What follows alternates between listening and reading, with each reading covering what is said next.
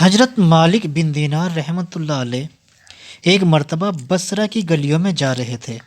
راستے میں ایک باندی ایسے جہاں جلال حشم و قدم کے ساتھ جا رہی تھی جیسا کہ بادشاہوں کی باندیاں ہوتی ہے۔ حضرت مالک رحمۃ اللہ علیہ نے اس کو دیکھا تو آواز دے کر فرمایا کہ اے باندی، تجھے تیرا مالک فروخت کرتا ہے یا نہیں؟ وہ باندی اس فقرے کو سن کر حیران رہ گئی، کہنے لگی کیا ہے فرقے ہو؟ انہوں نے پھر ارشاد فرمایا، اس نے کہا اگر وہ فروخت بھی کرے تو کیا تجھ سا فقیر خرید سکتا ہے؟ فرمانے لگے ہاں، اور تجھ سے بہتر کو خرید سکتا ہے۔ وہ باندی یہ سن کر ہنس پڑی اور اپنے خدام کو حکم دیا کہ اس فقیر کو پکڑ کر ہمارے ساتھ لے چلو، ذرا مذاق ہی رہے گا۔ خدام نے پکڑ کر ساتھ لیا۔ وہ جب گھر واپس پہنچی تو اس نے اپنے آقا سے یہ قصہ سنایا۔ وہ بھی سن کر ہنسا اور ان کو اپنے سامنے لانے کا حکم دیا۔ جب یہ سامنے پیش کیے گئے تو آقا کے دل پر ایک ہیبت سی ان کی چھا گئی۔ وہ کہنے لگا آپ کیا چاہتے ہیں؟ انہوں نے فرمایا کہ تو اپنی باندی کو میرے ہاتھ فروخت کر دے۔ اس نے پوچھا کہ آپ اس کی قیمت دے سکتے ہو؟ حضرت مالک رحمۃ اللہ علیہ نے فرمایا کہ میرے نزدیک اس کی قیمت کھجور کی 2 بیجی ہوئی گٹھلیاں ہے۔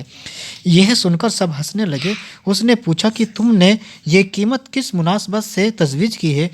انہوں نے فرمایا کہ اس میں عیب بہت ہے۔ اس نے پوچھا کہ اس میں کیا کیا عیب ہے؟ فرمانے لگے اگر عطر نہ لگائے تو بدن سے بو آنے لگے، اگر دانت صاف نہ کرے تو منہ سے سڑیں آنے لگے، اگر بالوں میں تیل نہ کنگھی نہ کرے تو وہ پریشان ہو جائے، جوئیں ان میں پڑ جائے اور سر میں سے بو آنے لگے، ذرا عمر زیادہ ہو جائے گی تو بوڑھی بن جائے گی،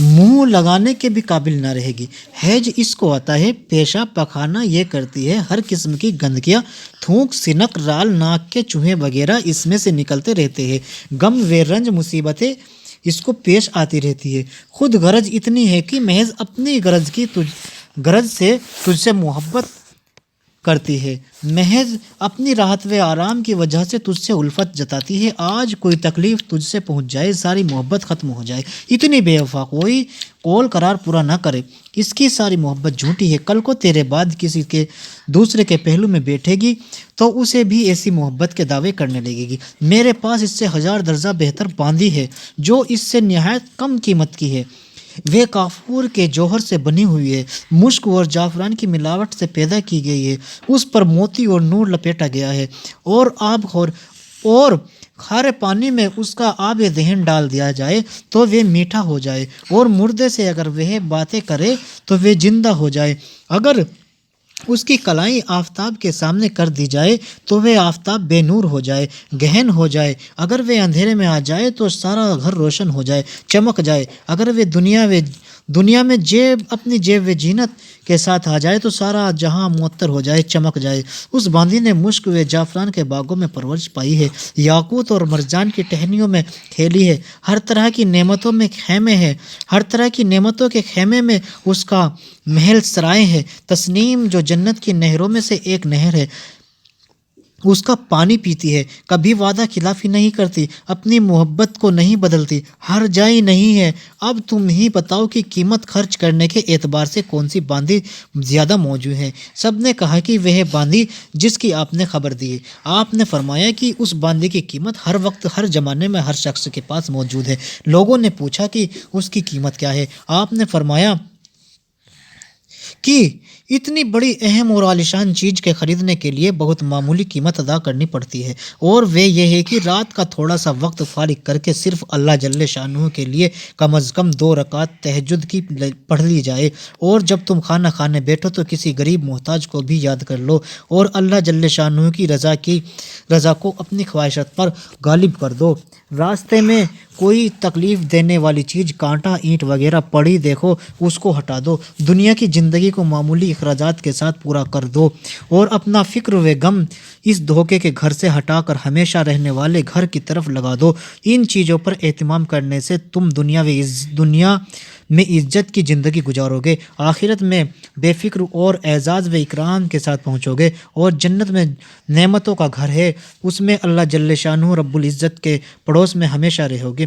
اس باندی کے آقا نے باندی سے خطاب کر کے پوچھا کہ تو نے شیخ کی باتیں سن لی، یہ سب سچ ہے یا نہیں؟ باندی نے کہا کہ بالکل سچ ہے۔ شیخ نے کہا کہ اچھا تو آزاد ہے اور اتنا سامان تیری نظر ہے، اور اپنے سب غلاموں سے کہا کہ تم بھی سب آزاد ہو، اور میرے مال میں سے اتنا مال تمہاری نظر ہے، اور میرا یہ گھر اور جو کچھ مال اس میں ہے سب اللہ کی راہ میں صدقہ ہے۔ اور گھر کے دروازے پر ایک موٹے سے کپڑے کا پردہ پڑا ہوا تھا، اس کو اتار کر اپنے بدن پر لپیٹ لیا اور اپنا سارا لباس فاخرہ اتار کر صدقہ کر دیا۔ اس باندی نے کہا کہ میرے آقا تمہارے بعد میرے لیے بھی یہ زندگی اب خوشگوار نہیں ہے، اور اس نے بھی ایک موٹا سا کپڑا پہن کر اپنا سارا جیب و زینت کا لباس اور اپنا سارا مال و متاع صدقہ کر کے آقا کے ساتھ ہی ہو لی۔